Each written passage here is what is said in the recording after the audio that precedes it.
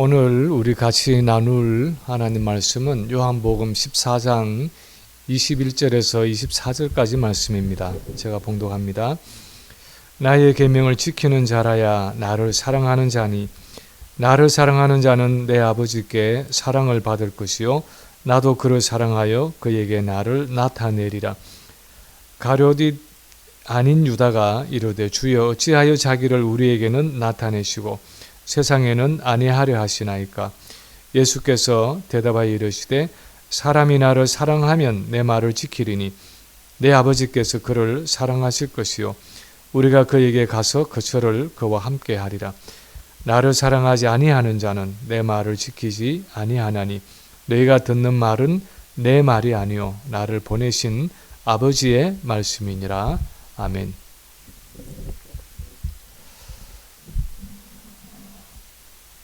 오늘 본문은 여전히 보혜사 성령의 오심이라는 배경 속에 있는 말씀입니다.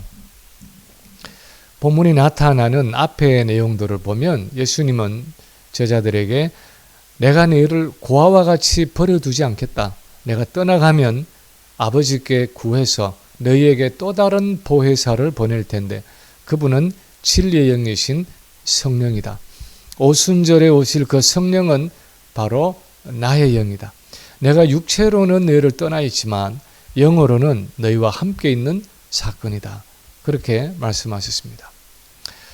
그것은 2000년 전에 제자들에게도 그랬지만 오늘날 우리에게도 마찬가지입니다. 오순절에 성령이 오셔서 예수를 믿는 우리 안에 지금 내재하고 계신다는 것은 그 성령의 오심으로 주님이 우리 안에 내재하고 계신다는 것을 의미합니다. 그래서 바울은 이제는 내가 사는 것이 아니요 내 안에 그리스도가 사신다 라고 고백했고, 내 안에 그리스도가 살아계신다는 사실이 믿어지지 않는다면 그 사람은 한번 자기 구원을 의심해 볼 필요가 있다라고까지 말하고 있습니다. 성령의 임재를 통한 그리스도의 임재라는 것은 그렇게도 확실한 진리이고 분명한 영적인 현실이라는 것입니다. 그런데 많은 경우에 우리의 문제는 정말 예수님이 내 안에 계시고 그분이 내 삶 속에 역사하신다는 사실이 별로 실감이 나지 않을 때가 많다는 사실입니다. 실감이 나지 않는 정도가 아니라 많은 사람들이 예수를 믿고 교회에 나오고 신앙생활을 한다고 하면서도 여전히 예수님을 잘 모를 때가 있습니다. 그냥 성경을 통해서 읽고 설교를 통해서 들어서 예수님에 대한 정보나 교리적인 지식은 가지고 있지만 정작 그 예수님 자신을 개인적으로 인격적으로는 잘 모르고 있는 경우가 많습니다.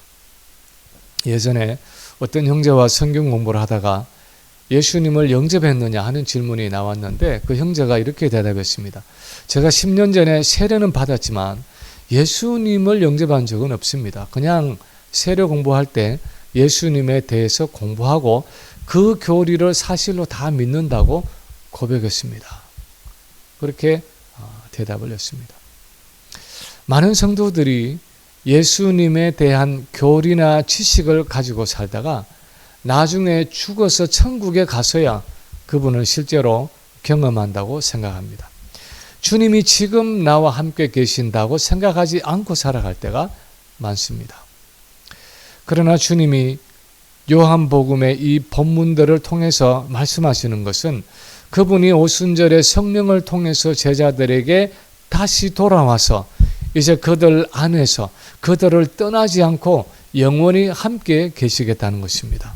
그래서 마태복음 28장 마지막에 보면 지상 대명령을 주시고는 제자들에게 하시는 말씀이 내가 세상 끝날까지 너희와 항상 함께 있으리라 하고 약속하셨습니다.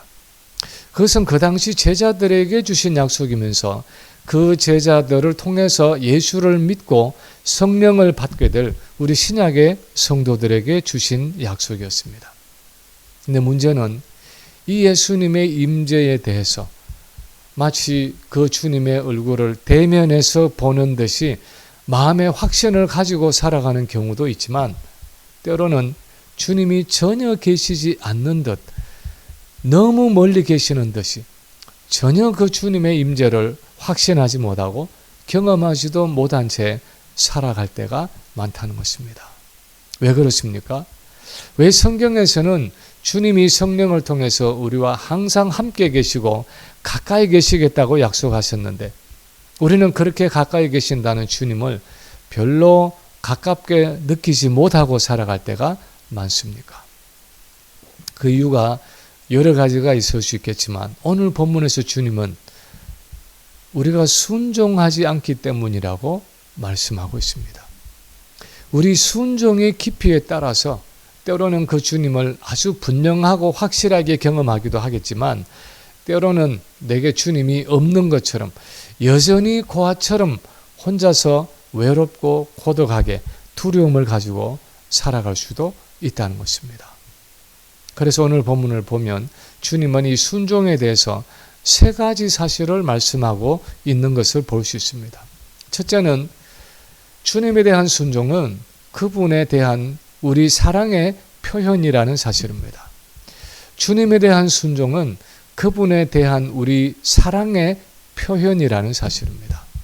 오늘 본문에 보면 여러 번 반복해서 나오는 구절이 있는데 그것은 우리가 예수님께 하는 순종은 그분에 대한 사랑의 표현이라는 내용입니다. 21절에 보면 나의 계명을 지키는 자라야 나를 사랑하는 자니 하고 말씀하시고 23절에서도 사람이 나를 사랑하면 내 말을 지키리니 하고 말씀하셨습니다. 24절에서는 그걸 좀 돌려서 나를 사랑하지 아니하는 자는 내 말을 지키지 아니하나니 하고 말씀하고 계십니다. 그리고 우리가 오늘 읽은 본문은 아니지만 예수님은 보혜사 성령의 오심에 대해서 말씀하시기 전에 15절에서도 너희가 나를 사랑하면 내 계명을 지키리라 하고 말씀하셨습니다.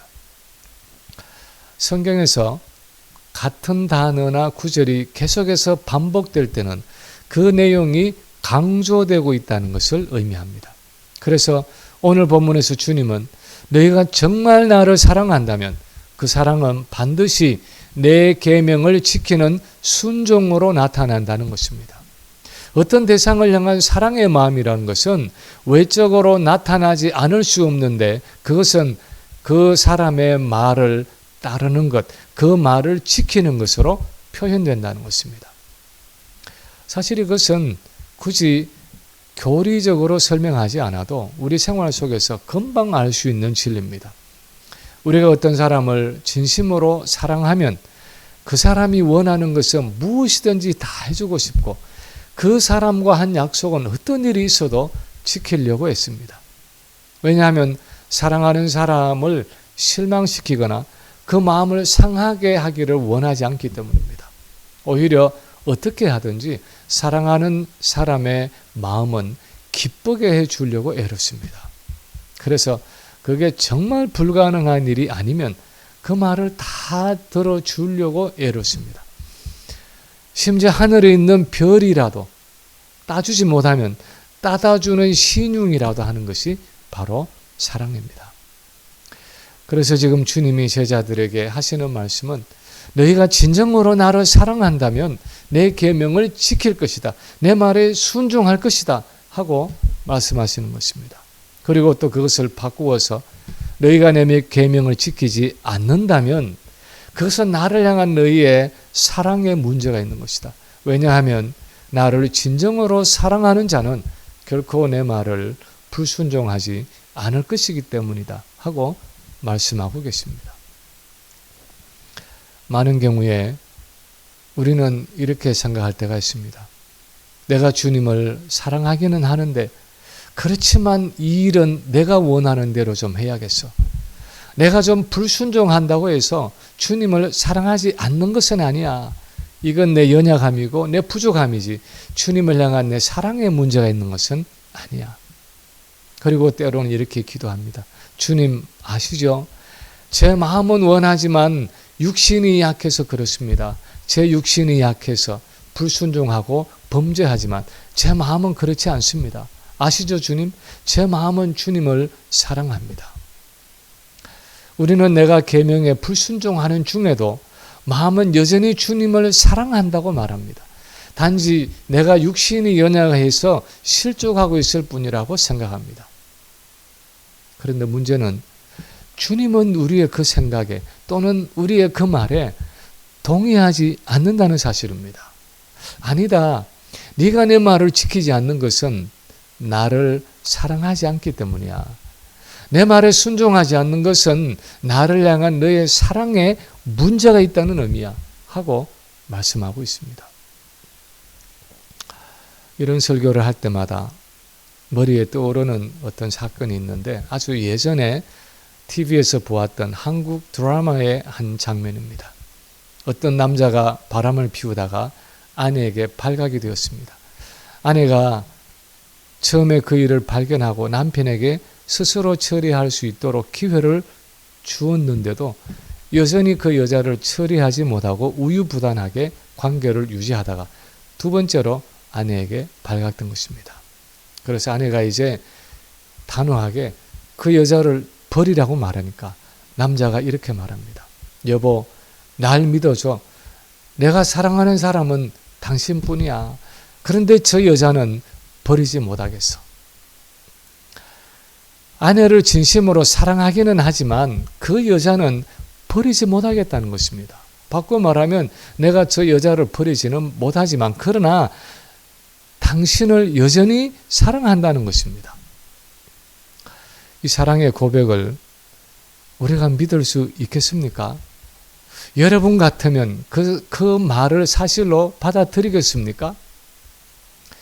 그 여자를 단호하게 버리는 실제적인 행동이 따르지 않는 한 우리 중에 그 누구도 아내를 진심으로 사랑한다는 그 남편의 말을 믿으려고 하지 않을 것입니다. 그건 진정성이 없다고 말할 것입니다. 그건 궤변이고 모순이라고 말할 것입니다. 그런데 주님도 제자들에게 또 우리 그리스도인들에게 똑같은 말씀을 하고 계시는 것입니다. 우리가 주님을 사랑한다면 그분의 계명을 지켜야 한다는 것입니다. 사실은 그것을 위해서 보혜사 성령이 우리에게 오셨다는 것입니다. 성령은 우리 안에서 그 사랑의 순종을 가능하게 하기 위해서 오셨습니다. 그래서 계명을 지키는 순종의 삶이 없이는 주님을 사랑한다고 말하는 그 사랑의 고백이 공허하다는 것입니다. 그것은 내 안에 계시는 성령의 사역을 부인하는 행위라는 것입니다. 스스로 쏟고 있는 행위라는 것입니다. 그래서 우리는 내 순종에 문제가 있다면 주님을 향한 내 사랑의 이상이 없는지 한번 점검해 보아야 한다는 것입니다. 두 번째로 또한 주님이 말씀하시는 것은 예수님께 순종하는 자는 하나님의 사랑을 받는다는 것입니다. 예수님께 순종하는 자는 하나님의 사랑을 받는다는 사실입니다. 21절에 보면 예수님은 나를 사랑하는 자는 내 아버지께 사랑을 받을 것이요 하고 말씀하시고 23절에서는 사람이 나를 사랑하면 내 말을 지키리니 내 아버지께서 그를 사랑하실 것이요 하고 말씀하십니다. 예수님을 사랑으로 순종하는 그 사람을 아버지께서 사랑하신다는 것입니다. 우리는 이런 성경 구절을 대할 때마다 좀 의아한 생각을 가질 수 있습니다. 아니, 하나님이 이미 나를 사랑하시는 것 아닌가? 로마서 5장에 보면 내가 죄인이 되어 있을 때, 내가 연약할 때, 내가 순종조차 할 수 없었을 때 하나님이 예수님을 십자가에 내어주심으로 우리를 향한 자기의 사랑을 확정해 주셨다고 했는데 우리가 계명에 순종하면 하나님이 나를 사랑하신다는 것은 좀 율법적이고 순서가 잘못된 것이 아닌가 하는 생각이 들는지 모르겠습니다. 그러나 오늘 본문에서 주님이 하시는 말씀은 우리의 순종이 하나님의 사랑을 앞선다는 어떤 율법적이고 조건적인 순종을 말하는 것이 아니라 하나님의 사랑은 그 성격상 우리의 반응과 순종을 요구한다는 사실입니다. 하나님의 사랑에 대한 반응으로 우리에게 헌신과 순종이 있을 때 그 하나님의 사랑이 우리에게 실제적으로 느껴지고 경험되고 우리 삶 속에 그 사랑이 흘러 넘친다는 것입니다.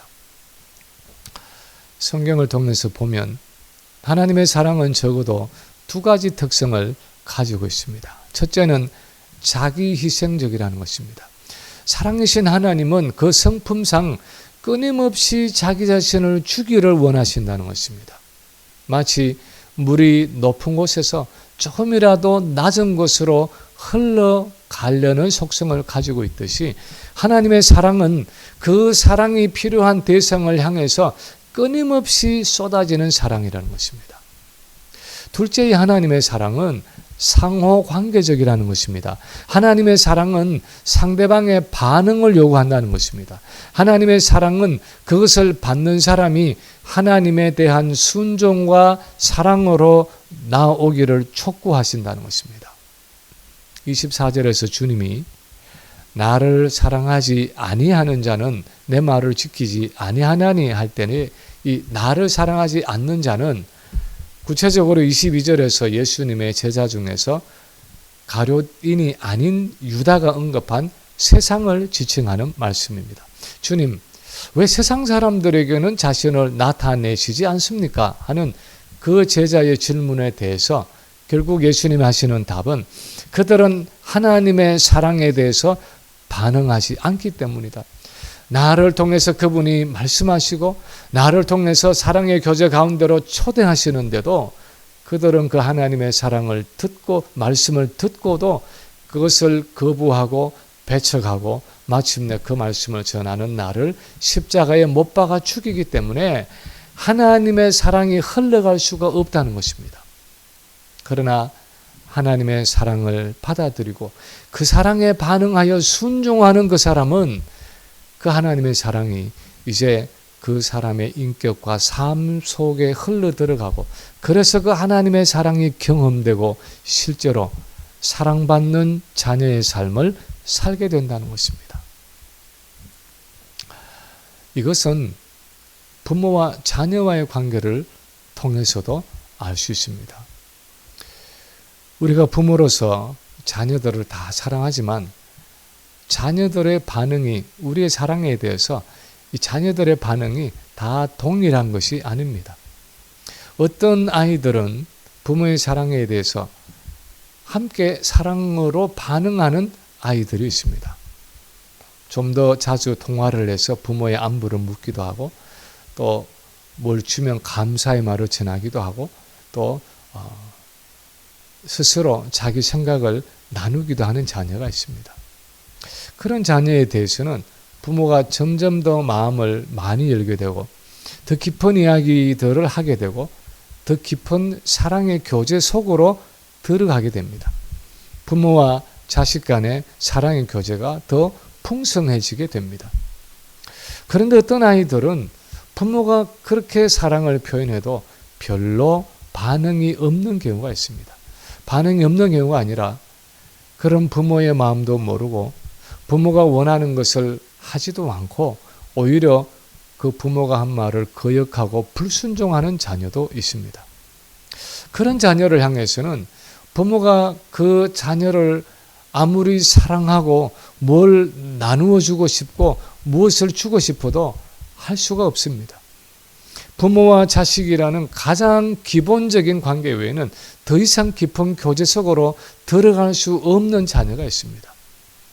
서로 주고받는 상호 간의 사랑의 교제가 이루어질 수가 없는 막힌 교제가 있을 수 있습니다.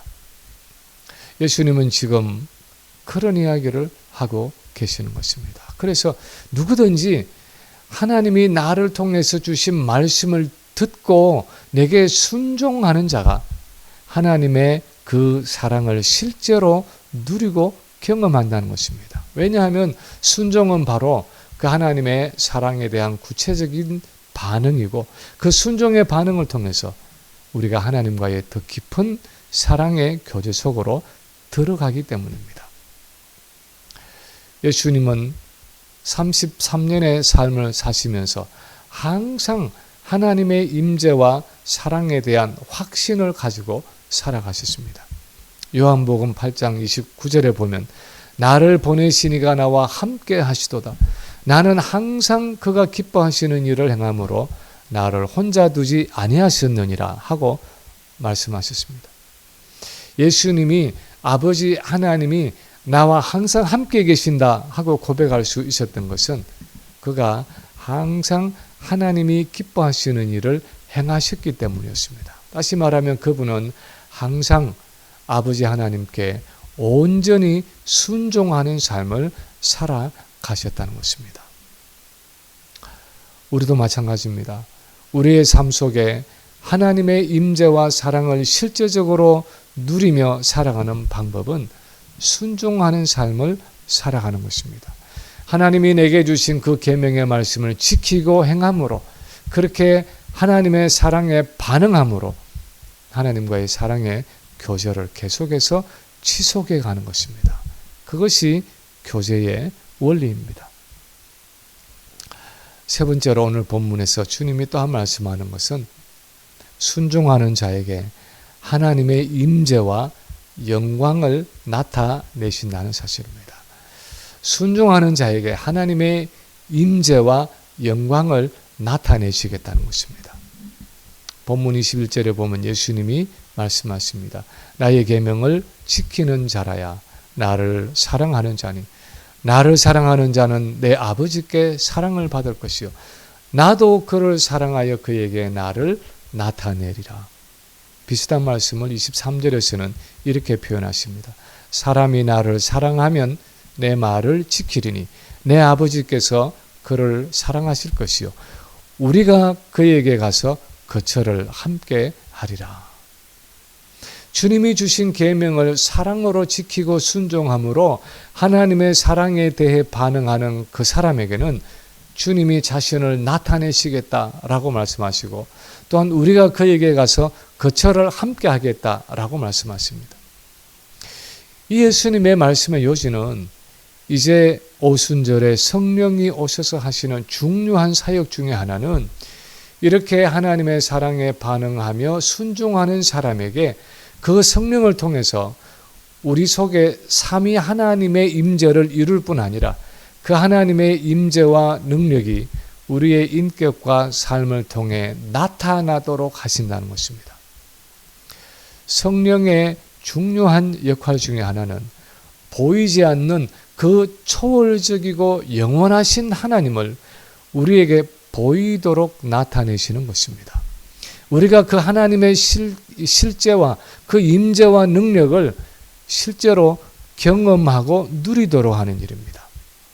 오늘 본문 21절에서 예수님의 제자 중 하나이던 가롯 출신이 아닌 유다가 주님 어찌하여 자기를 우리에게는 나타내시고 세상에는 나타내시지 않습니까? 하고 물었을 때 그 의미는 세상 사람들에게도 예수님의 임재와 능력을 좀 나타내지 그러십니까? 하는 의미입니다.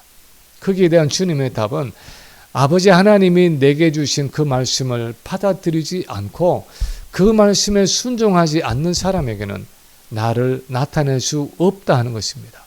그렇지만 내 말을 듣고 그것에 순종하는 너희는 하나님의 사랑을 받을 것이고 너희에게는 내가 이 성령을 통해서 나와 아버지 하나님의 임재를 나타낼 것이다 하고 말씀하시는 것입니다.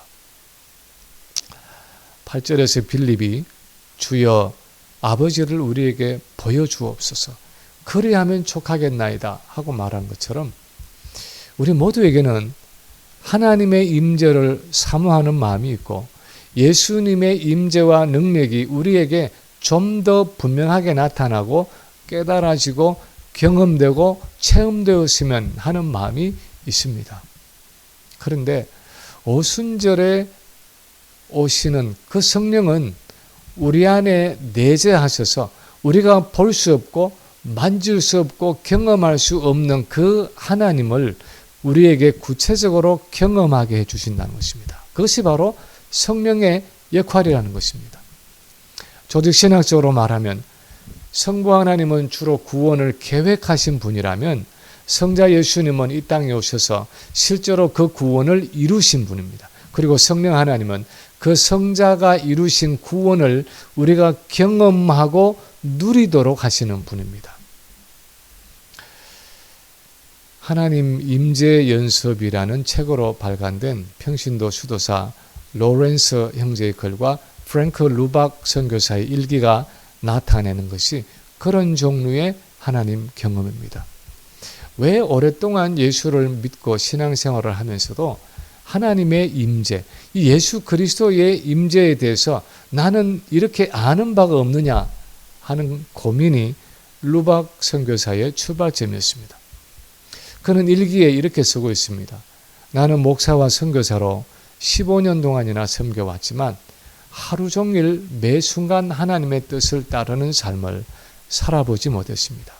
그러다가 2년 전 나의 삶에 대해서 심히 불만을 느끼고는 15분 내지 30분마다 나의 행동을 하나님의 뜻에 비추어 보는 노력을 시작하였습니다. 나는 올해부터 잠이 깨어있는 동안은 쉬지 않고 아버지 하나님, 제가 무슨 말을 하기를 원하십니까? 지금 이 순간 어떻게 행하기를 원하십니까? 하는 질문을 하며 속에서 들리는 세미한 음성에 귀를 기울이기 시작했습니다. 다시 말하면 이 루박 선교사의 말은 그동안 가지고 있던 신앙적인 불만의 근원이 매일 매 순간 하나님과 동행하지 못한 자신의 불순종이 있었다는 사실을 발견하고는 매 순간 의식적으로 하나님의 뜻을 물으면서 순종의 삶을 살기 시작했다는 것입니다. 그랬더니 이런 의문과 갈망의 마음속에 실제로 하나님의 음성이 생각이나 마음으로 들려지고 예수 그리스도의 임재가 전에 없이 분명하게 확신되더라는 것입니다. 물론 저는 이런 하나님 임재의 연습이 말씀의 묵상과 깊은 기도 생활의 기초가 있었다고 믿습니다. 프랭크 루박 선교사는 순종을 통해 경험한 자기 삶 속의 하나님의 임재를 이렇게 표현하고 있습니다. 작은 일이나마 하나님과 협력하고 있다는 이 느낌은 나에게 매우 놀라운 것이다. 이제까지 이런 느낌을 가져본 적이 없기 때문이다. 분명히 내가 해야 한다. 그러나 하나님이 나와 함께 행하신다. 나머지는 모두 하나님께서 하신다. 내가 해야 할 것은 이 시간 동안 하나님과 끊임없이 마음으로 대화를 하며 그분의 뜻에 온전히 순종하여 이 시간을 영광스럽고 풍성하게 만드는 일이다. 그 일기를 읽어보면 간증의 핵심은 이것입니다. 사랑으로 주님의 뜻에 순종하며 성령을 통해 내 안에 이루어진 하나님의 임재에 집중하고 그것을 매 순간 의식하려고 노력했을 때 그 전에는 의식하지 못했던 그 하나님의 임재와 역사가 조금씩 실제로 경험되기 시작했다는 것입니다. 그래서 그 전에는 아무 의미가 없는 것처럼 흩어져 있던 내 삶의 여러 일들이 마치 여러 악기들의 연주가 모아져서 아주 웅장하고 아름다운 오케스트라의 음악을 만들어내듯이 내 삶 속에서 하나님이 이루어 가시는 역사가 의식되기 시작하고 깨달아지기 시작하고 경험되기 시작했다는 것입니다. 그래서 나와 함께 하시는 하나님의 임재에 대한 확신이 전에 없이 분명해지더라는 것입니다. 우리는 이런 종류의 하나님 경험을 어떤 신비주의적인 신앙이라고 생각할지 모릅니다. 그러나 사실 주님이 오늘 본문에서 하고자 하시는 말씀은 오순절에 성령이 오실 때 그리고 우리가 그 성령의 인도하심을 따라 온전한 순종의 삶을 살아갈 때 우리는 하나님의 사랑을 더 깊이 경험하게 되고 우리 삶에 역사하시는 그 하나님의 임재와 능력을 좀 더 풍성하게 경험하게 된다는 것입니다. 정도의 문제가 있을지 모르고 경험의 종류가 다를지 몰라도 오순절에 성령이 오실 때 우리에게는 이런 종류의 하나님과의 친밀한 교제가 가능해진다는 것입니다. 그것이 바로 성령이 내재하시는 우리 성도의 특권이라는 것입니다. 이제 말씀을 마칩니다. 오순절 성령의 오심이라고 말할 때 많은 사람들이 오순절 교회의 어떤 성령 체험이나 신비주의적인 은사를 머리에 떠올립니다. 그러나 주님이 또 다른 보혜사 또는 진리의 영이라고 말씀하시는 그 오순절의 성령은 무엇보다도 우리의 심령 속에 와서 거하시면서 우리를 하나님의 말씀에 순종하게 하시는 영입니다. 특히 사랑으로 순종하게 하시는 영입니다. 우리가 이렇게 순종하는 삶을 살아갈 때 누리는 결과는 내재하시는 성령을 통해 하나님의 사랑을 더욱 풍성하게 경험하는 것입니다. 그리고 우리 안에 계시는 예수 그리스도의 임재를 더욱 분명하고 확실하게 깨닫고 경험한다는 것입니다. 그래서 정말 주님이 내 곁에 서서 나의 걸음을 인도하시는 것 같은 확신 가운데 우리 인생의 길을 걸어가게 되는 것입니다. 주님께 대한 이런 순종을 통해서 성령께서 주시는 확신과 능력 가운데 매일 주님과 동행하는 우리 모든 성도들이 되시기를 주님의 이름으로 간절히 축원합니다.